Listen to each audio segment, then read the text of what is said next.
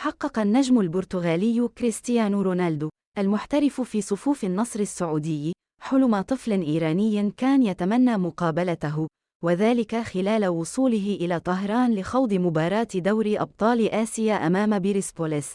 وكان الطفل قد انفجر بالبكاء عندما فاتته فرصة رؤية رونالدو عن قرب، بعدما احتشدت الجماهير الإيرانية في شوارع العاصمة للاستقبال الحافل لام الدون وزملائه في العالم. ولكن رونالدو لم ينس حزن الطفل، وأرسل له دعوة خاصة لزيارته في فندق إقامة البعثة السعودية، واستقبله بحفاوة وابتسامة عريضة، وأخذ معه صورة تذكارية، وأهداه قميصه الموقع. وشارك الطفل رونالدو احتفاله الشهير، وأظهر مدى سعادته بتحقيق حلمه في مشهد مؤثر تداولته وسائل التواصل الاجتماعي بشكل واسع.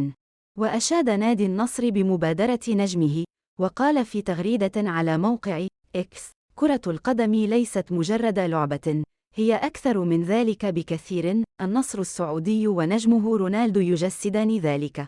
ويلعب رونالدو أول مباراة له في دور المجموعات بدوري أبطال آسيا مساء اليوم الثلاثاء على استاد آزاد في طهران، آملاً في قيادة فريقه إلى انتصار مهم.